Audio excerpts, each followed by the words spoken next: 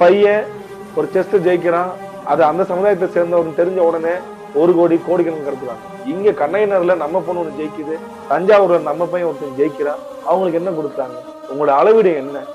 தெலுங்கர்களுக்கு ஒரு அளவீடு, தமிழர்களுக்கு அளவீடு. கன்னடர்களுக்கு நம்ம தமிழ்நாட்டுல வாழ்ற இந்த மக்களை பத்தி ஐடென்டிஃபை பண்ணி சொல்றோம். இவங்க தமிழ் மொழி பேசுறவங்க, குயவர் தமிழர், குலாலர் தெலுங்கர், உப்பிலியர் தமிழர், உப்பாரா தெலுங்கர்.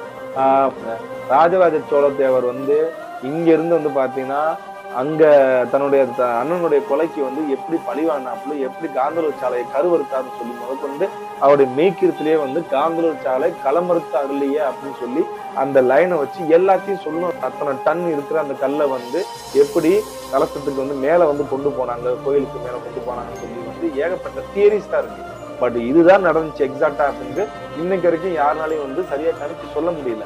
அப்படிப்பட்ட அதாவது 1805க்கு அப்புறம் ஆயுத ஒழிப்பு தடை சட்டம் வந்ததுக்கு பின்பாகவே தமிழர்களுடைய போர்க்கலைகளையும் சரி, தமிழர்களுடைய பாரம்பரிய விவசாயத்திலையும் சரி, தமிழர்களுடைய கட்டிடக்கலைகளும் சரி, அவர்களுடைய ஒட்டுமொத்தமா ஒடுக்கிய பின்பு இந்த தமிழர்களுக்கு ஆள தகுதி இல்லாதவர்கள், தமிழர்கள் ஒற்றுமையாக வாழ தகுதி இல்லாதவர்கள், தமிழர்களுக்கு கட்டிடக்கலை பற்றியோ இல்ல அறிவியல் பற்றியோ எந்த நாகரிகம் கிடையாது. இவர்கள் பாத்தீங்கன்னா ஒரு காட்டு மிராண்டிங்க, இது ஒரு காட்டு மிராண்டி பாஷை, தமிழுக்கு என் மீது வன்மமா என்ற தலைப்பை விட தமிழர்கள் மீது வன்மமே அப்படின்ற தலைப்பு தான் பார்த்தா சரியா இருந்திருக்கும். அந்த அனைவருக்கும் வணக்கம். கடந்த ஒரு 20 காணொலியாக நம்ம தமிழ்நாட்டில் வாழும் பிறமொழியாளர்களை பத்தி பார்த்துக்கிட்டு இருக்கோம். அதாவது ஆஸ் பர் கவர்மெண்ட் ரெக்கார்ட் படி எம்பிசி, எஸ்சி, எஸ்டி, பிசி பட்டியல பார்த்துக்கிட்டு இருந்தோம். பிசி பட்டியல் மேக்சிமம் கம்ப்ளீட் பண்ணியாச்சு. பட் இருந்தாலும் சந்தேகத்துக்குரிய சில சமுதாயத்தை மட்டும் பாத்தீங்கன்னா ஒரு ஆய்வுக்காக விட்டுட்டு தான் அது போட்டிருக்கு. சப்போஸ் அவங்களை பத்தின தகவல் எனக்கு முழுசா கிடைச்சிச்சுன்னா நான் நிச்சயமா அவங்களை பத்தியும் ஒரு பாகத்தோட நான் போறேன். நான் கடைசியா நம்ம மோஸ்ட் பேக்வேர்டு, மிகவும் பிற்படுத்தப்பட்ட கம்யூனிட்டில நம்ம பார்த்தோம். அதுக்கப்புறம் பாத்தீங்கன்னா ஊடால தெலுங்கர்கள் மீது வன்மமா அப்படின்னு சொல்லி நம்ம ஒரு காணொலி போட்டிருந்தோம்.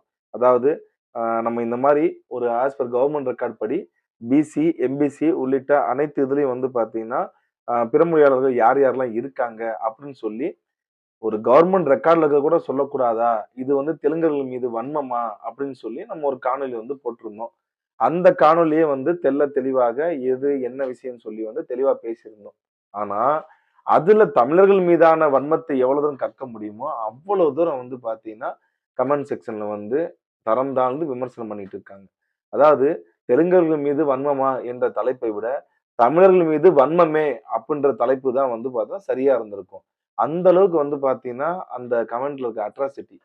இதுல என்ன ஒரு பெரிய விஷயம்னா, ஒரு விஷயம் தமிழர்களுக்கு நாகரிகம் தெரியாது, தமிழர்கள் சாதியவாதிகள், தமிழர்கள் சாதி வெறி பிடித்தவர்கள், இந்தியாவில் எந்த மாநிலத்திலும் சாதி வெறியே கிடையாது, தமிழ்நாட்டில் மட்டும்தான் சாதி வெறி உச்சபட்சத்தில் இருக்கிறது, தமிழர்களுக்கு ஆள தகுதி இல்லாதவர்கள், தமிழர்கள் ஒற்றுமையாக வாழ தகுதி இல்லாதவர்கள், தமிழர்களுக்கு கட்டிடக்கலை பற்றியோ இல்ல அறிவியல் பற்றியோ எந்த நாகரிகம் கிடையாது, இவர்கள் பாத்தீங்கன்னா ஒரு காட்டு மிராண்டிங்க, இது ஒரு காட்டு மிராண்டி பாஷை, தமிழுக்கு என்ன புகழ் இருக்கு, தமிழுக்கு என்ன பழமை இருக்கிறது, சங்க இலக்கியம் அது பொய்யே, கல்வெட்டுகள் அது பொய்யே, பிற்கால விஜயநகர்கள் மெய்யே, தெலுங்கு மெய்யே அப்படின்னு சொல்லி எவ்வளவு தூரம் பாத்தீங்கன்னா இந்த தமிழ் மக்களை ஒரு முட்டாளாகவே வைத்துக் கொள்வதற்கு என்னென்ன விஷயம்லாம் செய்யணும். அதாவது முட்டாள்னு கூட சொல்ல முடியாது, அவர்களுடைய உளவியல் தாக்குதல், அவர்கள் மீதான உளவியல் தாக்குதல்ன்றது இன்னைக்கு நேத்து கிடையாது. கிட்டத்தட்ட என்னுடைய கணிப்பு சரின்னா அது 150, 200 வருடங்களுக்கு முன்பாக இருந்தே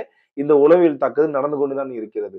அதாவது 1805க்கு அப்புறம் ஆயுத ஒழிப்பு தடை சட்டம் வந்ததுக்கு பின்பாகவே தமிழர்களுடைய போர்க்கலைகளையும் சரி, தமிழர்களுடைய பாரம்பரிய விவசாயத்துகளையும் சரி, தமிழர்களுடைய கட்டிடக்கலைகளும் சரி, அவர்களுடைய ஒட்டுமொத்தமா ஒடுக்கிய பின்பு இந்த உளவியல் தாக்குதலை தொடுத்து கொண்டு வருகிறார்கள், தொடர்ச்சியாக 200 வருடமாக. இப்ப என்ன சொல்றாங்கன்னா, முதல்ல இவங்க என்ன சொல்லிட்டு இருந்தாங்க, சோழர்கள் சாதியவாதிகள், அவர்கள் மீது சனாதனத்தை கண்டு வழிபட அதை பாத்தீங்கன்னா வழிநெறியாக எடுத்துக்கொண்டவர்கள், சோழர்கள் பாத்தீங்கன்னா அந்தப்புறத்துல பாத்தீங்கன்னா ஏன் நிறைய பெண்களை வைத்திருந்தார்கள், பெண்களை சீரழித்தார்கள், பெண்களுக்கு பாத்தீங்கன்னா இழிவுபடுத்தினார்கள் அப்படின்னு சொல்லி சோழர்கள் மீது எவ்வளவு வன்மம் இருக்கிறதோ அவ்வளவு வன்மத்தையும் விதைத்தார்கள். ஏனென்றால் தமிழ்நாட்டுல நீங்க ஒரு தமிழனின் புகழை வந்து உலகம் ஃபுல்லா எடுத்து செல்ல வேண்டும் என்றால், அதுக்கு மிகப்பெரிய ஒரு சின்னமாக இருக்கிறது நம்மளுடைய தஞ்சை பெரிய கோயில். அந்த பெரிய கோயிலை வைத்துதான் ஒட்டுமொத்த இந்தியாவுக்குமே வந்து நம்ம பெருமை சேர்த்துக் கொள்ளலாம். எப்படி வந்து இன்னைக்கு வரைக்கும் ஒரு தியரி தான் குடுத்துட்டு இருக்காங்க. எப்படி வந்து பார்த்தீங்கன்னா, அத்தன டன் இருக்கிற அந்த கல்ல வந்து எப்படி கலசத்துக்கு வந்து மேல வந்து கொண்டு போனாங்க, கோயிலுக்கு மேல கொண்டு போனாங்கன்னு சொல்லி வந்து ஏகப்பட்ட தியரீஸ் தான் இருக்கு. பட் இதுதான் நடந்துச்சு எக்ஸாக்ட்டா அப்டின்ட்டு இன்னைக்கு வரைக்கும் யாருனாலயும் வந்து சரியா கணிச்சு சொல்ல முடியல. அப்படிப்பட்ட ஒரு ஆர்க்கிடெக்ட் அன்றைய காலகட்டத்திலேயே, அன்னைக்கு உலகம் ஃபுல்லா வந்து பார்த்தீங்கன்னா, நரபலி குடுத்துக்கிட்டு இருந்தாங்க. ஒரு நாகரிகம் வந்து எட்டாத ஒரு சமுதாயமா வந்து பார்த்தீங்கன்னா, மேற்கத்திய நாடுகள் இன்றைக்கு இருக்கிற வெஸ்டர்ன் கண்ட்ரி முதற்கொண்டு அப்படிதான் இருந்துச்சு. ஆனால் அந்த காலத்திலே வந்து நாவாய் படைகண்ட தன் தமிழ் நாடன் அப்படின்னு சொல்லி கப்பற்படை வைத்திருந்த ஒரு தமிழன் வேற யாரும் கிடையாது. நம்முடைய சோழர்கள் தான். அது மட்டும் இல்லாம அவர்களுடைய கட்டிடக்கலையும் வந்து பார்த்தீங்கன்னா, இன்றைக்கும் உலகம் ஃபுல்லா பறைசாற்றிக் கொண்டு இருக்கிறது. இன்னைக்கு கோயில் கட்டுறாங்க, அடுத்த நாள் ஓட்ட விழுந்துருது. இன்னைக்கு கோயில் கட்டுறாங்க, தூண் சாஞ்சிருது. இன்னைக்கு ஒரு கோபுரம் கட்டுறாங்க, அது தரையிலிருந்து சாஞ்சு போயிருது. இதுதான் வந்து பார்த்தீங்கன்னா, இன்னைக்கு இருக்க கட்டிடக்கலையா இருக்கு. ஆனால் இன்றையிலிருந்து 1000 வருடங்களுக்கு முன்பாகவே அவ்வளவு பெரிய ஒரு கோயிலை கட்டி எழுப்பி, அந்த கோயிலானது இன்றைக்கு வரைக்கும் வந்து பார்த்தீங்கன்னா, எந்த சேதாரமும் இல்லாமல் எத்தனையோ படையெடுப்பு. மாலிக் கஃபர் படையெடுப்பு, மராட்டிய படையெடுப்பு, தஞ்சை நாயக்கர் படையெடுப்பு, ஆ இவன் சந்தா சாஹிப்போட படையெடுப்பு, நவாபு படையெடுப்புன்னு சொல்லி எத்தனையோ படையெடுப்பை தாண்டியும் இன்றைக்கு அந்த கோவில் வந்து கம்பீரமா இருப்பதற்கு ஒரே காரணம் வீர சோழனாகிய குஞ்சர மல்லன் பெருந்தச்சன்ற ஒரு ஆசாரி தான். ஒரு தலைமை தச்சர். அவர் கட்டின கோயில். ஆர்டர் கொடுத்தது நம்மளுடைய சோழ மன்னர்கள். இப்படி பெரும்பட்ட ஒரு பண்பட்ட ஒரு நாகரிகத்தின் உச்சம் தொட்ட ஒரு கட்டிடக்கலையின் உச்சம் தொட்ட ஒரு சமுதாயமானது இந்த நம்முடைய தாய் தமிழ் சமுதாயமே. அப்படிப்பட்ட பெருமைக்குரிய இந்த சமுதாயத்த என்ன பண்றாங்க இவங்க? நீங்க வந்து பார்த்தீங்கன்னா, வாழத் தகுதி இல்லாதவர்கள். நீங்க வந்து உங்களுக்குள்ள வந்து பிரிவினை தான் அதிகம் அப்படின்னு சொல்லி, இவங்க என்ன பண்றாங்க? ஆரம்பத்திலேயே சோழர்கள் மீதான வன்மத்தை விதைக்கிறார்கள். ஏனென்றால், சேரர், சோழர், பாண்டியர், பல்லவர் இந்த 4 பேர்லயும் பார்த்தீங்கன்னா, புகழின் உச்சத்துக்கு சென்றவர்கள் சோழர்கள். கடந்த 1000 நூற்றாண்டு 1000 வருடங்களுக்கு முன்பாக அவர்களுடைய புகழானது உலகம் ஃபுல்லா சென்றுருந்துச்சு. ஏன்னா, அவங்கள்ட்ட இருந்த கப்பற்படை அன்றைக்கு இருந்த இந்தியாவில் யாரிடம் கிடையாது. தமிழ்நாட்டில் அவர்கள் தான் இந்தியா அளவுக்கு யாரும் கிடையாது. நீங்க ஒண்ணும் கிடையாது. நம்ம சோழமண்டல கடற்கரைன்னு சொல்லி வந்து நம்ம இங்கிருந்து எங்க போகுது? நம்ம பெங்கால் வரைக்கும் போகுது. ஆனா அவங்க என்ன சொல்றாங்க? கோரமண்டல்ன்றாங்க. ஆக்சுவலா அது கோரமண்டல் கிடையாது. சோழமண்டல். சோழமண்டல், சோழமண்டலம். சோழமண்டல கடற்கரைய தான் வந்து அப்படி சொல்றாங்க. ஏன் அத வந்து சோழமண்டலம் அப்படின்னு சொல்றாங்க அப்படின்னா, சோழர்களுடைய ஆளுமையில இருந்தது.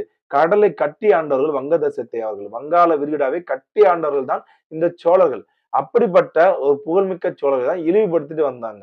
அதுக்கப்புறம் என்ன ஆகுதுன்னா, மன்னன், பாரிசாலன், அப்புறம் நெறைய வந்து பார்த்தீங்கன்னா, தமிழ் ஆய்வாளர்கள் வெளிய வந்து, அந்த புனைவுகளை வந்து உடைக்க ஆரம்பிச்சாங்க. உடைக்க ஆரம்பிக்கிறப்ப என்ன ஆகுதுன்னா, இவர்கள் வந்து இப்படி சுதாரிச்சுட்டாங்களே, விழிப்புணர்வு அடைஞ்சுட்டாங்களே, விடக்கூடாதுன்னு சொல்லி என்ன பண்றாங்கன்னா, எந்த சோழர்களை இவர்கள் இழிவுபடுத்தினார்களோ, அதே சோழர்கள் தமிழர் கிடையாது. முடிஞ்சு போச்சுல்ல. நீங்க ஏன் வந்து சண்டை போடணும்? சோழர்கள் அப்படி இப்படின்னு.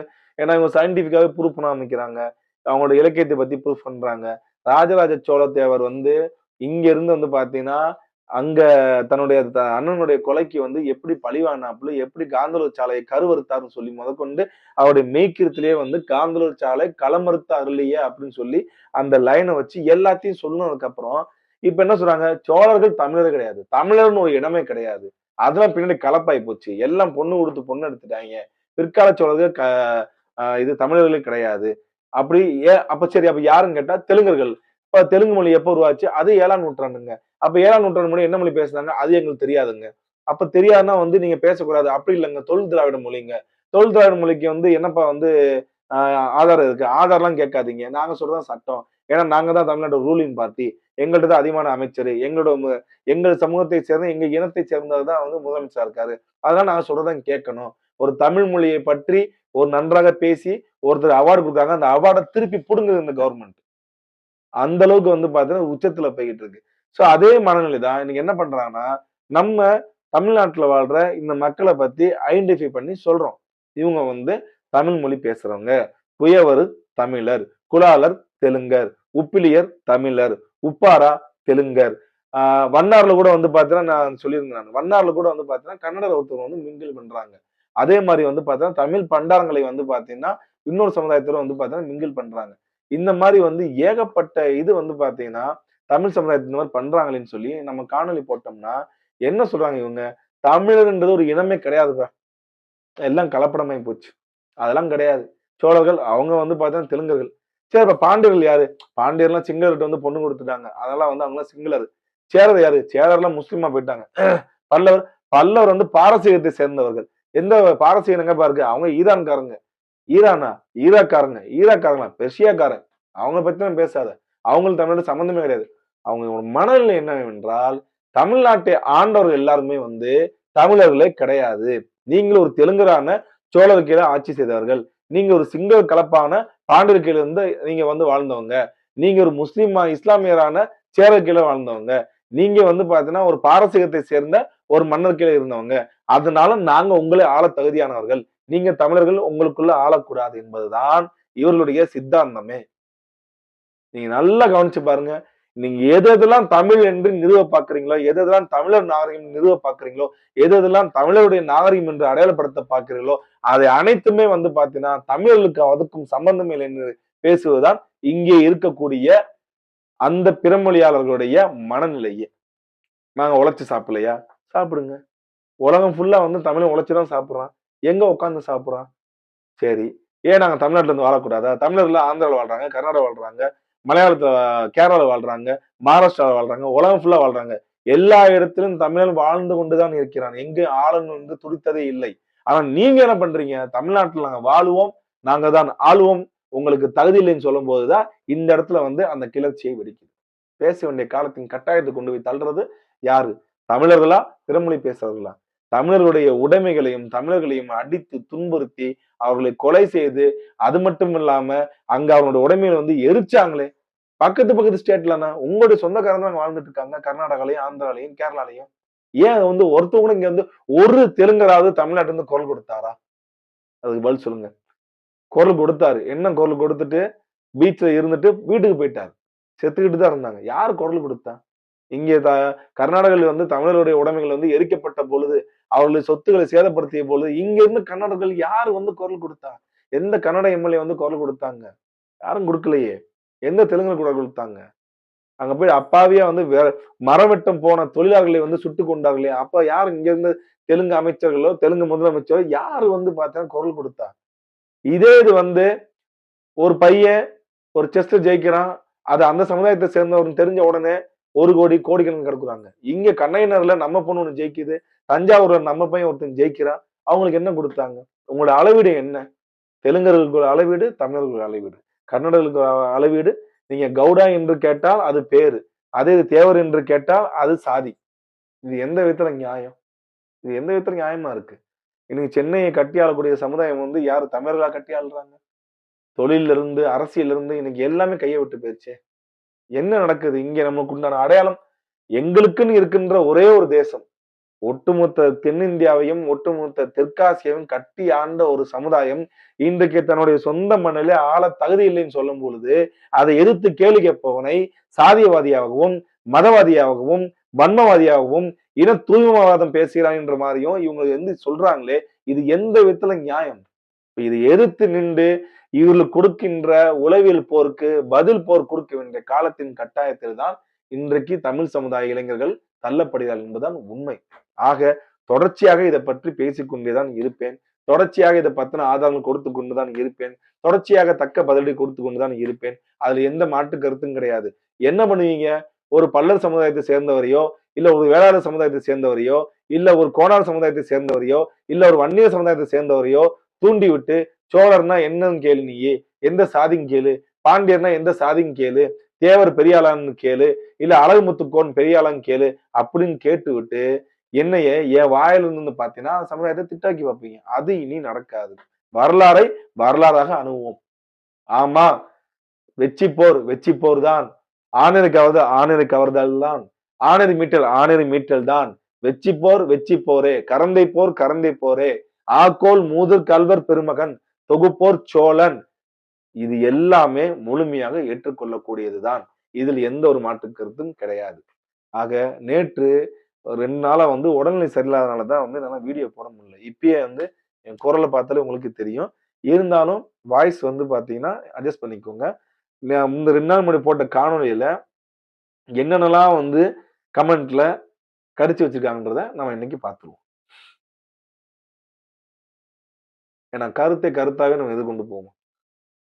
கள்ளர் இனத்தைச் சேர்ந்த சசிகலாவின் வழிகாட்டுதல் படி ஜெயலலிதா சிறப்பான ஆட்சி அமைத்து தந்தார். லஞ்சம் என்பதே தமிழர்களுக்கு அர்த்தம் தெரியாது. மாதிரி ஆட்சி நடத்தினார். நம்பாதவர்கள் தமிழர் அல்ல. தமிழ் தமிழ் யூட்டாபியா அப்படின்னு சொல்லி ஒரு ஆளு. பேரை பார்த்தீங்களா? தமிழ்னு பேர் வச்சுக்குவானுங்க. இதுதான் சொல்றேன். தமிழ்னு பேர் வச்சுக்குவானுங்க. தங்களை பெரிய தமிழ் அறிஞர்கள் மாரி சொல்லிக்கிருவானுங்க. தங்களை தமிழர்களை பாதுகாக்க வந்த ஒரு மகான் மாரி பேசிக்கிருவானுங்க. ஆனா உள்ளம் பூரா வன்ம தான்.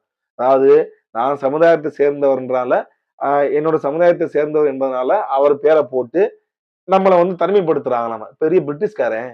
அப்படியே வந்து பார்த்தா பிரித்தாளி சூழ்ச்சிய பண்றான் அவன். அ இதுக்கெல்லாம் வந்து பார்த்தீங்கன்னா, நம்ம யாரும் நம்மயும் கிடையாது. நான் இதுக்கெல்லாம் வந்து பார்த்தா பின்வாங்க போறது கிடையாது. அசரக்கூடாது. நீ எவ்வளவு வன்மத்த தான் கக்கு. உன் வன்மத்த பூராத்தையும் வந்து பார்த்தா உனக்கே திருப்பி வர்றதுக்கு ரொம்ப நேரம் ஆகாது. ஏய் நீ சொல்ற நியாயத்தை வழக்கு போட்டு தீர்வு காண உன்னால் முடியுமா? இந்தியாவுக்குள் இந்திய குடிமகன் வாழ்வதற்கு சட்டம் இடமளிக்கிறது. இடஒதுக்கீடும் ஓட்டு போட உரிமையும் உண்டு. உலகம் முழுவதும் தமிழர்கள் வாழ்கிறார்கள். குடியுரிமையோடு. உன் பேச்சு சட்டத்துக்கு எதிரானது. தேவையற்ற பேச்சு. எந்த விளைவும் ஏற்பட போவது இல்லை. எந்த விளைவும் ஏற்பட போவது இல்லைன்னா, நீ ஏன் இங்க வந்து கதற ராமசாமி? நீ ஏன் இங்க வந்து கதர்ற? அ யார் வேணா, எங்க வேணா வந்து வாழ்ந்துக்கலாம். அதுல எந்த ஒரு ஆட்சியும் கிடையாது. தமிழ்நாட்டுல நீ இந்த டயலாக்க நீ போயிட்டு ஏன் ஆந்திராலயும், கர்நாடகாலயும், கேரளாலயும் சொல்ல மாட்டேங்கிறீங்க? ஏன் கேரளாவுல தமிழர் ஆளக்கூடாதா? அப்படின்னு அங்க போய் பேசுங்க. ஏன் கர்நாடகாவுல தமிழர் ஆளக்கூடாதா? ஏன் வந்து ஆந்திராவை இந்தியராக இருந்த தமிழர்கள் ஆளக்கூடாதா? பேசி பாரு. எவ்வளவு செருப்படி விழும்ன்னு சொல்லி அங்கேயே உனக்கு தெரியும்.